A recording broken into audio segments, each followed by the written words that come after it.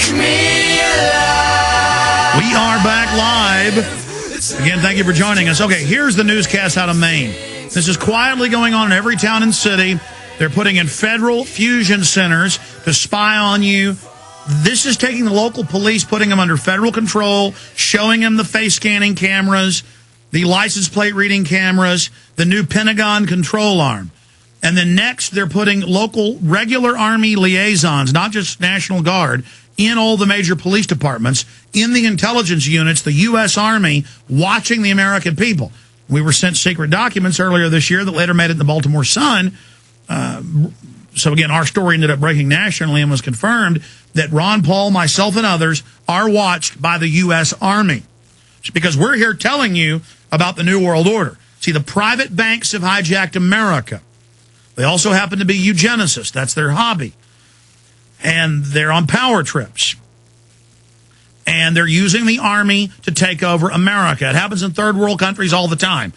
If we educate the military, though, they can't get away with it. So here's this newscast where they're selling the public that everybody's got to have the vaccine, that everybody wants the vaccine, that people are fighting to get in to get it, to create the idea that it actually helps you. Here it is. In the town of South Paris, dozens of National Guard troops dressed in riot gear spent the day fighting off angry crowds desperately trying to get their hands on vaccinations against the H1N1 flu. At least that's what it all looked like. This was a drill, however, for guardsmen in the event of a swine flu pandemic. Steve Minnick has more from Oxford Hills High School. Now, what you see here is a situation these National Guardsmen and police hope they never have to deal with. But there is the possibility, since Oxford Hills High School is a dispensing point for the vaccination. During riots, you know, hey, there's the medicine, we want it now. They're going to overwhelm the local PD. It's a what-if, worst-case scenario. What if local police were not enough to quell crowds of people so panicked to get a flu shot they turn violent? Well, that is when they'd call in the National Guard. We're treating every situation as it's actually happening. We try to train as we fight, we say in the military. I want you guys to be loud and boisterous. All right, cause some confusion. This drill's designed to look and feel as realistic as possible. Okay, that's right enough. Down to the actual... Because I got to cover the rest of the news and get the calls. You can watch the whole video clip up on Infowars.com and PrisonPlanet.com right now.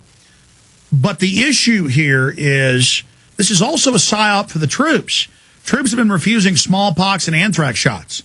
The military says, you've got to. You don't have rights. But then we educated the troops that it's an experimental shot. So they can't even force troops to take an experimental shot. So it's also meant to make the troops think it's something great everybody wants. I've been to FEMA camp drills where they practice confiscating your guns, taking your children, breaking up your families, putting you in death camps, basically. It's in my film Police Day 2000.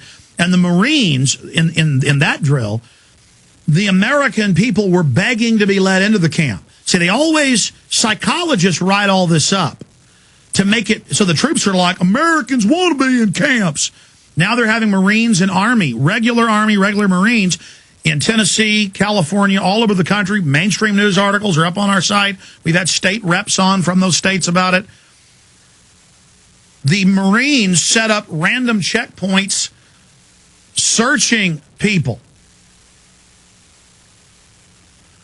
And they say, oh, we're looking for drunk drivers. You're not for drunk driving, are you? When the local newspaper was like, doesn't that violate federal law? The Marines said, we'll do whatever we can to stop drunk drivers. Like Chief Art Acevedo will take your blood to stop it. And now we got to be federalized to stop crime. And again, it's all rationale and all an excuse as the United States goes into receivership. The good news is the people are waking up. The good news is the Governors Association, the Hill newspaper reports, the big D.C. paper, governors oppose DOD emergency powers. A bipartisan governors is opposing a new Defense Department proposal to handle natural and terrorism-related disasters, contending that the murky chain of command could lead to more problems. You actually read the letter. They say it's the end of posse comitatus, a takeover. In fact, Congressman Brown, who we're getting on next week, was even more specific. Obama could use pandemic to declare martial law. A letter sent by the National Governors Association to the Pentagon last week also echoed that. And he says domestic emergency deployment may be just the first example of a series of expansions in presidential and military authority, or even an increase in domestic surveillance, warned Anna Christensen of the ACLU. They agreed. Here's what Congressman Brown said to the paper. They're trying to develop an environment where they can take over, he said. We've seen that historically. This is Congressman Brown, Ron Paul, Alex Jones, the Governors Association. It's real. And they're going to use the flu as their cover. Unless we expose them, then their program will stop. Ladies and gentlemen, every other country falls to tyranny. Russia, China, Germany. Germany was more democratic in many respects, more upright people. And look what happened to them with Hitler. All it takes is crises and a bad economy, and it's over. And ladies and gentlemen, they have White House enemy list. They say, tell us if anybody says things fishy about the president, report on your neighbors. And as if that isn't bad enough, the progressives reporting, the AP's reporting, but of course they're reporting it's good, the AP is. The Pentagon wants authority to post 400,000 military personnel in the U.S. The Pentagon has gone to Congress to grant the Secretary of Defense the authority to post 400,000. They already announced Homeland brigades, 5 brigades, 20,000. But now, to, quote, engage and, quote, pull triggers on the American people. And see, I said I'd take your calls. We got a guest coming up. We're calling Australia, right? Why don't you just call him? It's early in the morning anyways for him. What is it, 5 in the morning? Just call him now and say we're going to call him 10 after. That way we can get to the calls, because there's no way I can cover all this and not jam in some calls. I want to finish up with this martial law subject, then get into their global religion of eugenics and the cap and trade. Thank you, gentlemen. The Pentagon wants authority to post almost 400,000 military personnel in the U.S. And this is the Congress. Taken together, these reserve units would amount to more than 379,000 military personnel in thousands of communities across the United States. They want them deployed in your town. I mean, Red Dawn, troops standing around to make sure the Tea Parties and the American people, they knew you'd rebel against all this, so they've been building this architecture. Saying it was for Al-Qaeda, now they go, oh, no, DHS says it's for gun owners, conservatives, returning veterans. You're the number one threat. You are what Homeland Security are set up for. Do you understand the magnitude of what we're dealing with as a society? Folks, everything I told you was real. All these years. I mean, I would go interview the police chief of San Antonio, where the Delta Force came and tried to bribe him in his office just to be friends and help him with covert ops.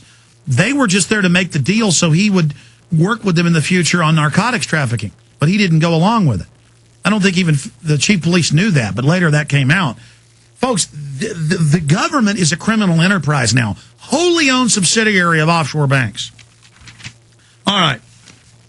I mean, I found out about this stuff in 98, 99, and people would laugh at me. This is real. This is real. The Governors Association, congressmen saying what I'm saying. What's happened is the governors are finally reading the John Warner Defense Authorization Act that states Northcom's main job is suppressing state legislatures and governors. Yeah, Abraham Lincoln type stuff. But there's no excuse of ending slavery this time. So that's what's going on. And you notice Obama keeps calling himself Abraham Lincoln. Okay, I want to spend 2 minutes on